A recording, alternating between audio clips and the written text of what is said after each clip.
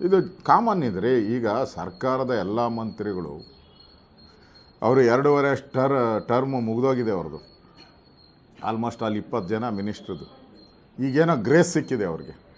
ಅದರಲ್ಲಿ ಏನೇನು ಲೂಟಿ ಮಾಡಬೇಕು, ಲೂಟಿ ಹೆಂಗೆ ಹೋಗೋದು ಗ್ಯಾರಂಟಿ ನಾವು ಅಂತ ಲೂಟಿ ಮಾಡಬೇಕು ಅಂತ ಎಲ್ಲ ಅಧಿಕಾರಿಗಳು ಮಂತ್ಲಿ ಫಿಕ್ಸ್ ಮಾಡಿಬಿಟ್ಟಿದ್ದಾರೆ.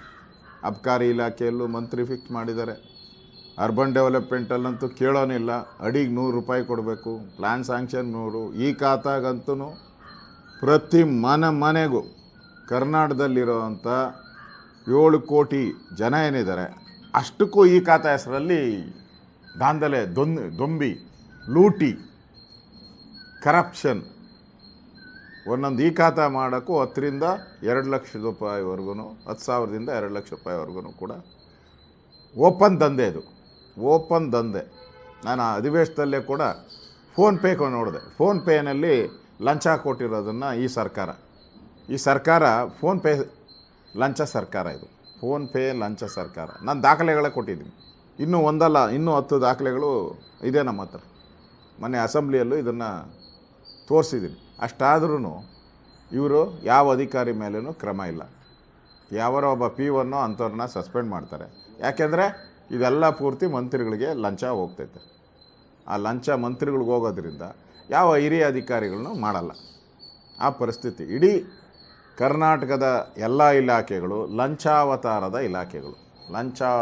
ಇಲಾಖೆಗಳು ತಾಂಡವಾಡ್ತಾಯಿತ್ತು. ಲಂಚಾವತಾರ ಅದು ಜಗತ್ತಿಗೆ ಗೊತ್ತಿರೋವಂಥದ್ದು.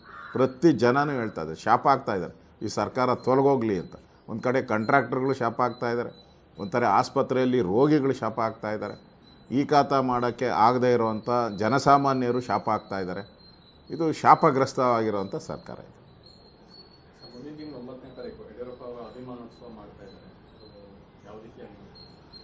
ಅದೇ ನಾನು ಮಾತಾಡಿದ್ದಾರೆ, ನೋಡಬೇಕು ಅದನ್ನು. ಅದು ಅವರು ಪಾರ್ಟಿಯಿಂದ ಮಾಡ್ತಾರಾ ಅಥವಾ ಸ್ವಂತ ಮಾಡ್ತಾಯಿದ್ದಾರೆ ಅದನ್ನು ಇನ್ನೂ ನಮಗೆ ಗೊತ್ತಿಲ್ಲ.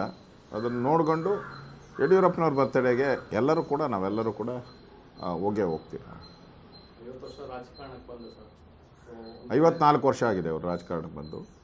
54 ವರ್ಷ ಆಗಿದೆ. ನಾವೆಲ್ಲರೂ ಹೋಗ್ತೀರಿ. ನಾವೆಲ್ಲರೂ ಕೂಡ ಭಾಗವಹಿಸ್ತೀವಿ.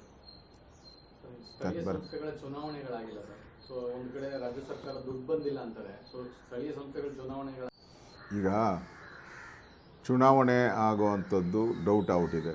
ಯಾಕೆಂದರೆ ಇದು ಮುಖ್ಯಮಂತ್ರಿ ಉಪಮುಖ್ಯಮಂತ್ರಿ ನಡೀತಾ ಇರೋವಂಥ ವಾರ್. ಇದು ಮೊದಲೆಲ್ಲ ಕೋಲ್ಡ್ ವಾರ್ ನಡೀತಾ ಇತ್ತು. ಈಗ ಓಪನ್ ವಾರ್ ಒಂಥರ ಇಸ್ರೇಲು ಇರಾನ್ ಮಧ್ಯೆ ನಡೀತಾ ಇದೆಯಲ್ಲ, ಹಂಗೆ ಇಲ್ಲೂ ಕೂಡ CM ಮತ್ತು ಡೆಪ್ಟಿ CMಗಳ ಮಧ್ಯೆ ಮಿಸೈಲ್ಗಳು ವಾರ್ ನಡೀತಾ ಇದೆ. ಅವ್ರದ್ದು ಡಿಸೈಡ್ ಆಗೋವರೆಗೂ ಇವರೇನು ಎಲೆಕ್ಷನ್ ಮಾಡೋ ಥರ ಕಾಣಲ್ಲ. ಡಿಸೈಡ್ ಆದರೆ ಅವ್ರ ಅಗ್ರಿಮೆಂಟ್ ಏನಿದೆ 2 ವರ್ಷ ಅದನ್ನು ವೈಲೇಷನ್ ಆಗಿ 6 ತಿಂಗಳು ಔಟಿದೆ, ಆಲ್ರೆಡಿ ಎಕ್ಸ್ಪೈರ್ ಔಟಿದೆ.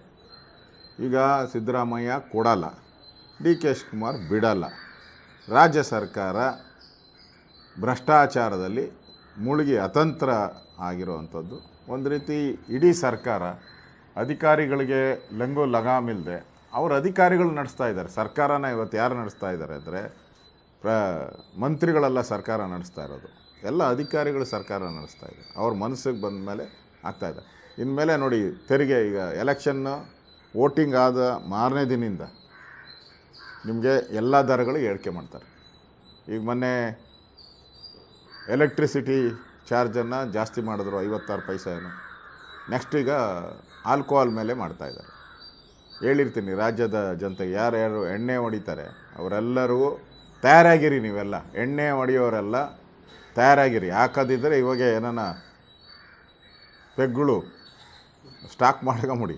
ಇಲ್ಲಾಂದರೆ ಗ್ಯಾರಂಟಿ ಇನ್ನು 10-15 ದಿನದಲ್ಲಿ ಮದ್ಯದ ಮೇಲೆ ದೊಡ್ಡ ತೆರಿಗೆಯನ್ನು ಹಾಕ್ತಾಯಿದ್ದಾರೆ. ತಯಾರಾಗಿರಿ. ನಿರ್ಭೀತ, ನಿಷ್ಪಕ್ಷಪಾತ, ವಿಶ್ವಾಸಾರ್ಹ ಸುದ್ದಿಗಳಿಗೆ ಮತ್ತೊಂದು ಹೆಸರಾಗಿರುವಂತ News18 ಕನ್ನಡ ಈಗ ಆಪ್ನಲ್ಲೂ ಲಭ್ಯವಿದೆ. ದಯವಿಟ್ಟು ಇಲ್ಲಿರುವಂತ QR ಕೋಡ್ ಸ್ಕ್ಯಾನ್ ಮಾಡಿಕೊಂಡು ಆಪ್ ಡೌನ್ಲೋಡ್ ಮಾಡೋದಕ್ಕೆ ಮರಿಬೇಡಿ. ನಿಮ್ಮ ಬೆಂಬಲ ಹೀಗೆ ಸದಾ ನಮ್ಮೊಂದಿಗಿರಲಿ. ಧನ್ಯವಾದ.